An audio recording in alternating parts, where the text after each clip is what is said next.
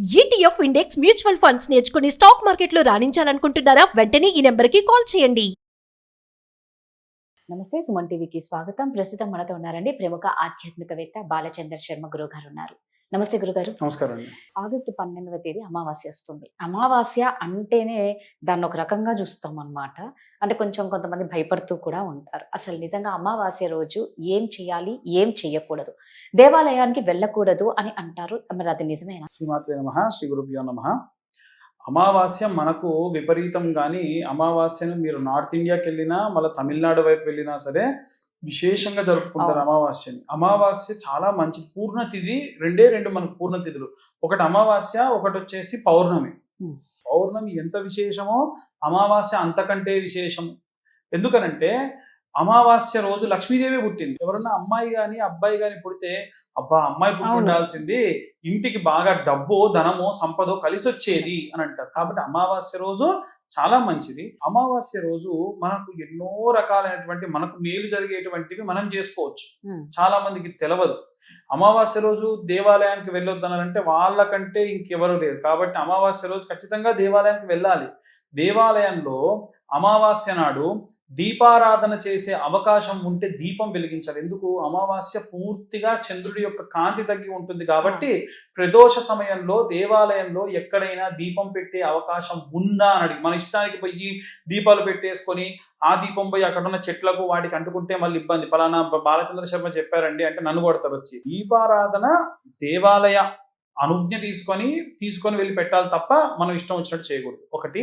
రెండవది ఏమిటంటే అమావాస్య రోజున ఒకవేళ మీకు ఏమైనా మొక్కులు ఉన్నాయనుకోండి, ఆ రోజున తీర్చుకోండి.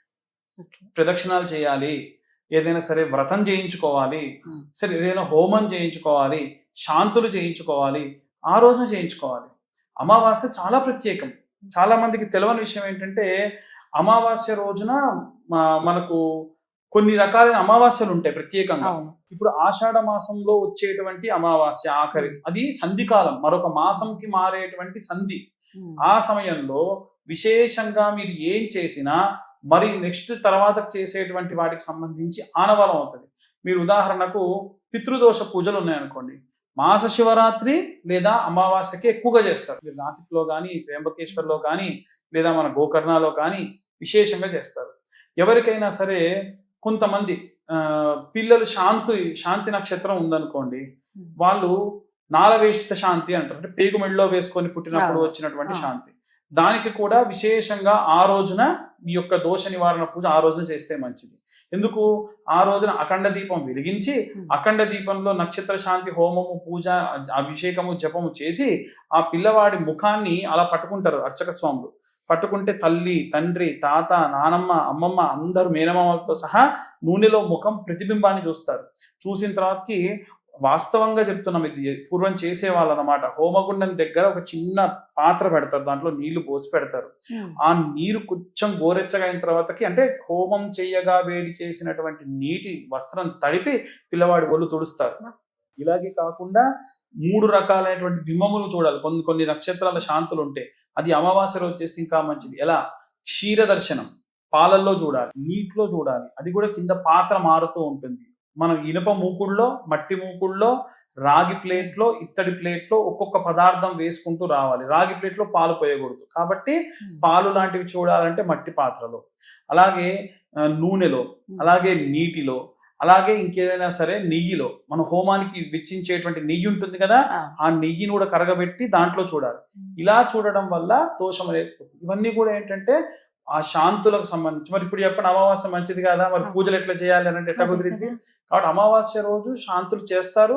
ఖచ్చితంగా ఇవన్నీ కూడా చేసుకోవచ్చు. వీటితో పాటు మనం ఇంట్లో కొన్ని చేసుకోవచ్చు. అమావాస్య రోజు ఇంట్లో కానీ, వ్యాపారం చేసే వాళ్ళు కానీ పసుపు కొమ్ములు ఉంటాయి కదా, పసుపు కొమ్ములు శ్రీమాత్రే నమః అన్న మాట ఆపకుండా ఒక పసుపు కొమ్ము ఇంకో పసుపు కొమ్ము దారంతో పూలల్లినట్టుగా అల్లుకుంటూ 41 లేదా 108 మీ శక్తి కొలది. మీ షాప్ లో పెద్ద అమ్మవారి ఫోటో ఉందనుకోండి, అమ్మవారి ఫోటో మొత్తం దండ వేసేటట్టుగా పసుపు కొమ్ములతోని అల్లండి. అల్లి ఫోటోకి వేయండి. చాలా మంచిది. చాలా మంది చేస్తారు. ప్రత్యంగిర అమ్మవారి గుళ్ళలోకి దగ్గరలోకి వెళ్ళినా, మీరు ఎక్కడన్నా వారాహి అమ్మవారి దేవాలయాలకు వెళ్ళినా వాళ్ళు అమ్ముతూ ఉంటారు కూడా. అల్లుకోవడం ఇబ్బంది కాబట్టి అల్లినవి అమ్ముతూ ఉంటారు. మిరపకాయలు నిమ్మకాయలు పెట్టి అమ్మవారి మెళ్ళో వేస్తారు. లేదు దిష్టిగా కడుతూ ఉంటారు. ఇలా చేయడం వల్ల కూడా దోషం పోతుంది. అమావాస్య రోజున ఇంట్లో ఏవైనా నెగిటివ్ ఎనర్జీ ఉంటే, అంతకు ముందు కూడా మనం ఒక వీడియో చేసుకున్నాం, 4 వైపులా కూడా ఇంట్లో డాబా పైన అయినా సరే ఒక మట్టి పాత్ర లేకుంటే గాజు పాత్రలో ఉప్పు వేసి ఇంట్లో 4 వైపులా పెట్టాలి. ఇల్లంతా కూడా ఉప్పు వేసి నీళ్ళలో శుభ్రంగా తుడుచుకోవాలి. స్నానం చేసేటప్పుడు నల్ల ఆవాలు ఉప్పు కలిపిన నీటిని స్నానం చేయాలి. ఇంకా ఏమిటంటే ఆవ నూనె ప్లస్ కొంచెం అంత పసుపు కలుపుకొని శరీరానికి రాసుకొని కూడా స్నానం చేయాలి. దానివల్ల కూడా దోషం పోతుంది. ఇలా ఎన్నో రకాలైనటువంటి శాంతులు చేసుకోవచ్చు. పిల్లలు పుడితే కూడా అమావాస్య రోజు పుట్టాలని కొంతమంది అంటే అయ్యో అమావాస్య రోజు మగపిల్లవాడు పుడితే ఇది ఎక్కడ పుట్టిందో తెలియదు అంటారు. అయితే వాడు దొరవుతాడు లేకుంటే దొంగ అవుతాడు అంటారు. తప్పది. ఎందుకంటే అమావాస్య తిథిని బట్టి వారి యొక్క గుణగణములను మనం ఎప్పుడు కూడా చెప్పలేము. అమావాస్య రోజు పుట్టిన వాళ్ళు సైంటిస్టులు అయిన వాళ్ళు ఉన్నారు. అమావాస్య రోజు పుట్టిన వాళ్ళు సాధారణమైన జీవితాన్ని గడుపుతున్నటువంటి వాళ్ళు ఉన్నారు.